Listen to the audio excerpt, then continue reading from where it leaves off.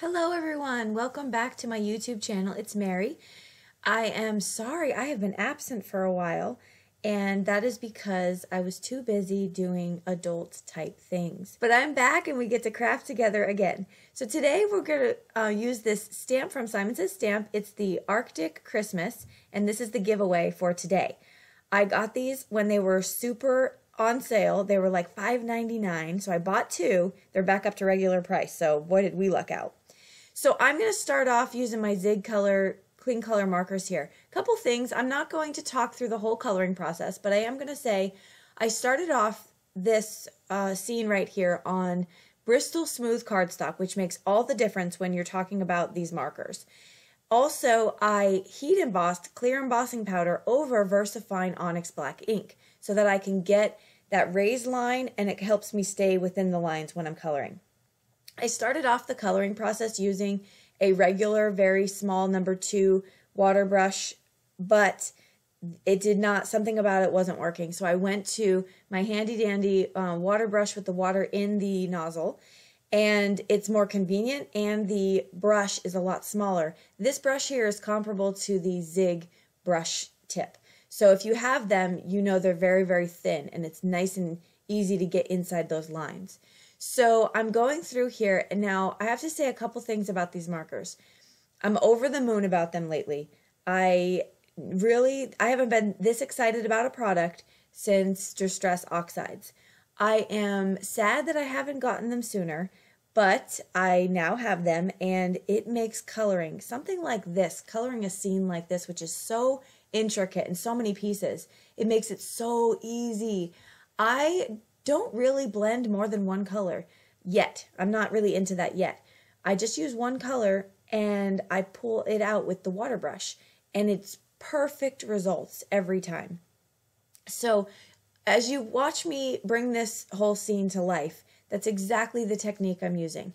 I'm lining where there would be shading, and then I'm pulling the color out with the water brush repetitively. That's all I'm doing. So I am going to stop talking. I'm going to play some music for you. If you want to skip the coloring, I've put that on the screen where you can skip to. And then be sure to come back, though, because we're going to do a lot of fun extra things with this card. We'll see you soon.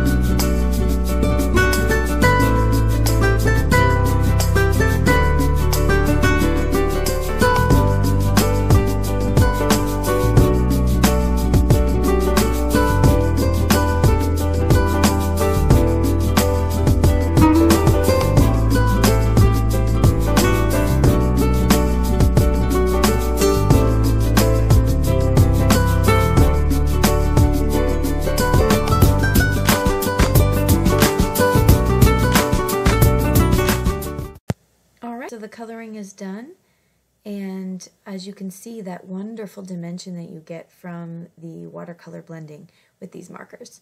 And here's a different one that I did. I actually made 4 panels in total. And so slight variances here and there, but not much. I'm going to take a Lawn Fawn stitched rectangle and I'm going to cut those down. I believe this is the 3rd size if you had both of the sets in the full set of stitched rectangles. I'm taking some VersaFine ink and I'm going to use my Mini Misty. Also, this makes it so easy when you have that big, huge, strong super magnet in there. It doesn't move the paper, and so therefore I'm able to just keep stamping, which is great because when I have to reposition my card, it takes time. Okay, the snow marker. If you don't have this, you need this in your life. So you saw me, I just tapped it on there, and then I heated it up. Oh my goodness, I'm going to show you in close-ups how much puffiness that gets, and it's just such an amazing, I've used it in past videos.